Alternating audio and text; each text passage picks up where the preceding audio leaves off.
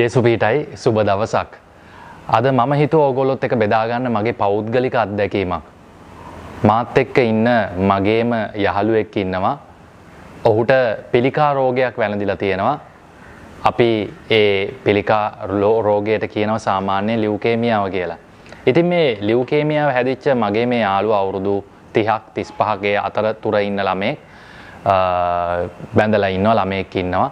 ඉතින් මේ කෙනාගේ ජීවිතය දිහා අපි බලද්දී අපි නැත්තම් මම හැම වෙලාවෙම මේ ළමයාව බලන්න යද්දී මම දැනගත්ත එක දෙයක් තමයි දවසින් දවස මෙයා තමන්ගේ ජීවිතයට දෙන වටිනාකම අගය එන්න එයාම වැඩි කරගන්නවා. ඒක හරි ආදර්ශයක් අපිට. මොකද එයා මාත් එක්ක බෙදාගත්ත විදිහට මට හරියටම ගණන් අමතක වුණත් සාමාන්‍යයෙන් දවසකට මේ කෙනාගේ එක බෑග් එකකට සේලයින් බෑග් එකකට ඒ දාන බේතකට රුපියල් 3500ක් වගේ ලොකු ගාණක් යනවා. ඒ වගේ සේලයින් බෑග් දෙකක් දෙනවා. ඒ වගේම සතියකට ලක්ෂ 4ක 5ක මුදලක් සතියකට විතරක් වැය වෙනවා. මෙයාට එන පිළිකා සෛල මරා ගන්න තමයි මේ හැම දෙයක්ම කරන්නේ. සමහරක් සතිවලට මේක වැඩි වෙනවා, සමහරක් සතිවලට අඩු වෙනවා. නමුත් මම දැක්ක එක දෙයක් තමයි මෙයා හරි ආදරෙන් ඒ වගේම බලාපොරොත්තුවකින් තමන්ගේ විශ්වාසය තුළ මේ ගමන යනවා. කවදා හරි මට සුව වෙයි. මොකද මගේ ජීවිතේ මට වටිනවා කියන දේ එයා ලොකුවට විශ්වාස කරනවා. ඉතින් පහුකාලීනව මම දැනගත්ත දෙයක් තමයි අනිත් අයට වැඩිය ඒ අයත් එක්ක ඒ කියන්නේ මේ ලියුකේමියාව හැදිච්ච අනිත් රෝගීන්ට වැඩිය මෙයාගේ මේ ජීවිතයට තියෙන බලාපොරොත්තුව වැඩිකම නිසාදෝ මේ අමාරු පිළිකා සෛලය මර්ධනය කරන්නට මෙයාට තියෙන ඉඩ ප්‍රස්තාව එන්න වැඩි වෙනවා. ඉතින් මේ වීඩියෝව දිහා බලාගෙන ඉන්න ඕගොල්ලන්ට මම අහන්න කැමති ඉතාමත්ම වැදගත් ප්‍රශ්නයක්. මම මගෙන් අහගත්ත ප්‍රශ්නයක්. අපේ ජීවිතවල වටිනාකම අපිට තේරෙනවද? අපේ ජීවිතයට තියෙන වටිනාකමට අපි අගයක් දවස ගාන එක්කව කරනවද? සමහරක් වෙලාවට ඔබ ඉස්කෝලේක ඉන්න කෙනෙක් වෙන්න පුළුවන්. සමහරක් වෙලාවට ඔබ වැඩ කරන තැන නැත්තම් අම්මා කෙනෙක් තාත්තා කෙනෙක් නැත්තම් තනියම ඉන්න කෙනෙක් වෙන්න පුළුවන්. මම මගේ ජීවිතයට ගරු කරනවද? ඒ දෙයට ජීවිතය රඳා පවත්වා ගන්න මම මගේ ශරීරයට අවශ්‍ය ව්‍යායාම් දෙනවද? හරි දේවල්ද මම කන්නේ? හරි දේවල්ද මම බොන්නේ? හොඳ දේවල්ද මම හිතන්නේ? මම විශ්වාස කරන ධර්මය තුල මම ජීවත් වෙනවද? මේ දේවල් ඉතාමත්ම වටිනවා ජීවිතයට අගයක් දෙන්න.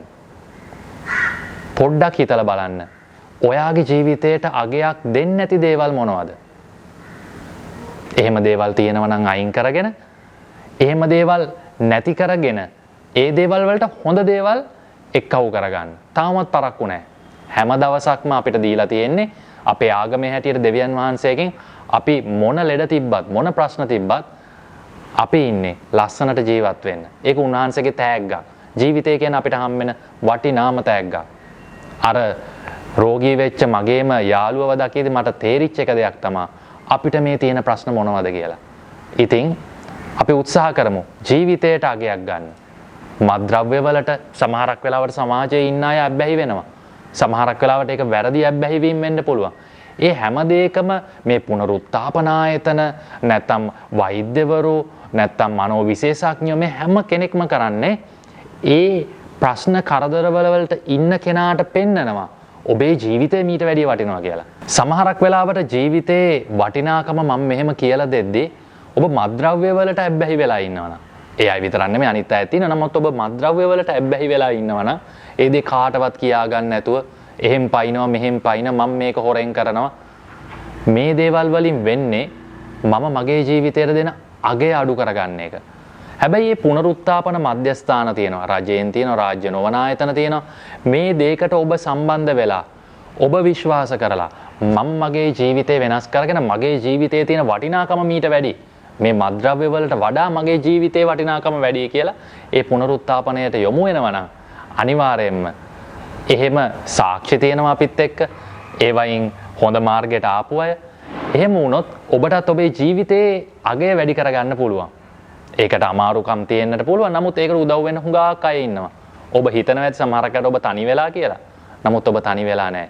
මොකද ජීවිතයට ආදරය කරන්න සෝබා දහම තුලින්ම අපේ දහමෙන් කියනවා ඒ අයට අවශ්‍ය කරන උදව් කරන්න අය ඕන තරම් ඔබට දෙවියන් වහන්සේ ලබා දෙනවා වගේම සෝබා දහමෙන් ලබා දෙනවා. ආදරණීය දෙමව්පියනි, මම හිතනවා මේ වීඩියෝව තුල ඔබටත් මම කතා කරොත් හොඳයි කියලා.